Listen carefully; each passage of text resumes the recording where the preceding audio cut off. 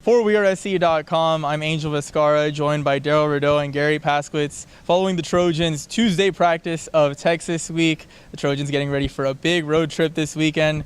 And Garry, as we look at this ball game, the Trojans obviously coming off of a tough loss up in Palo Alto. Do you get the feeling that maybe for both programs, Texas and USC, it's very much a we must win now situation? Oh, I don't think there's any question about that, Angel. We know from the Trojans' perspective, like you say, there was something really different about that game up on the farm. And without a doubt, USC needs to respond and come out with energy and play a good football team. That's the best thing this football team can get. And you're going down there in what's going to be a wild atmosphere with a team that you have some history with. And so you know they're going to be ready because they are also 1-1. They have not played really clicking football yet, so they're looking to get on track. I think that should make for a real exciting matchup. All right, and Darrell, I know you played in the Pete Carroll era, so you guys didn't do a lot of losing, but from your experience, how much can coming off of a loss change things for a player and a team?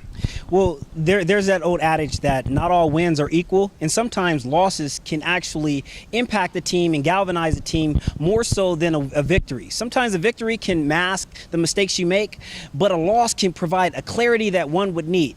Coming into the season, from the offseason, they had this Longhorn game circled, so expect the best version of the Trojans, and they're going to need that if they're going to right the ship. All right, sweet, and we'll stick with you and talk about one of the challenges that this secondary for USC is going to have to face. Pretty strong passing attack coming from the Longhorns. What do you see from the secondary, and are they ready to take on this challenge? Well, you know, this USC defense obviously is up to the task. They're the strength of the team, but they're hobbled at the safety position. Breaking in a Talanoa Hufanga and C.J. Pollard, expect those two to rotate at that safety position. They're going to have to play sound football if they're going to be able to really disrupt the timing and slow down the rhythm of the Longhorn passing game, because it should be a prolific matchup between them and the corners this week. All right, and Garry, we'll flip to the other side of the ball for the Trojans. You're a guy, a lot of people wanted to see more running from the Trojans, especially against Stanford last week. How much are the Trojans going to have to focus on getting that running game going?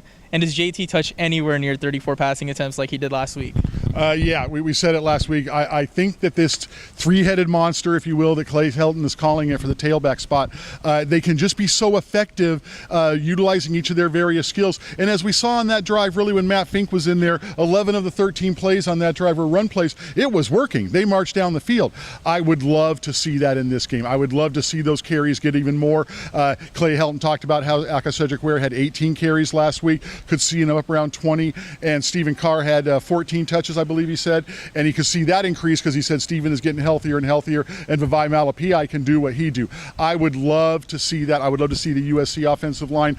They had juice on that drive with Matt Fink. When they were running the football, they were more active, and I would love to see that. But I also want to be clear, Angel, if you do get that run game going and they're establishing it, and if it ends up to where JT really gets in that, I've got no problem with that. JT can sling it around, but JT is going to be a lot more effective if he has that running game really going. All right, Darrell, and one more quick bonus question.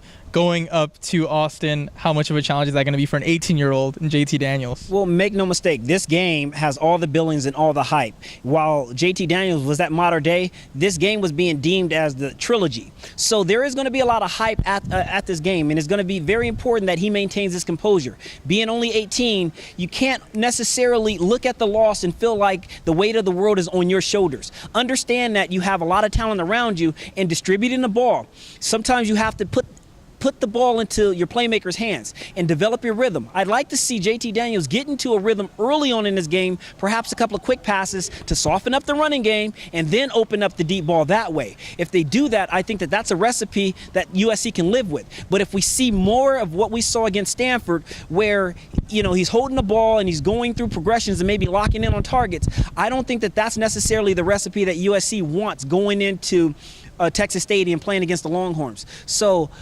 a dose of short passes to soften up the running game to lead to deep passes, I think that JT will find his rhythm and have a lot of success if they can achieve that.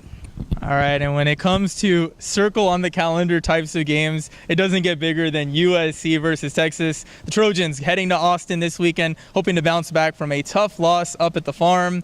And we'll be there, and we'll be providing coverage for you on WeAreSC.com. So I'm Angel Viscarra, joined by Darrell, Rideaux, and Garry Paskwietz. You're watching WeAreSC.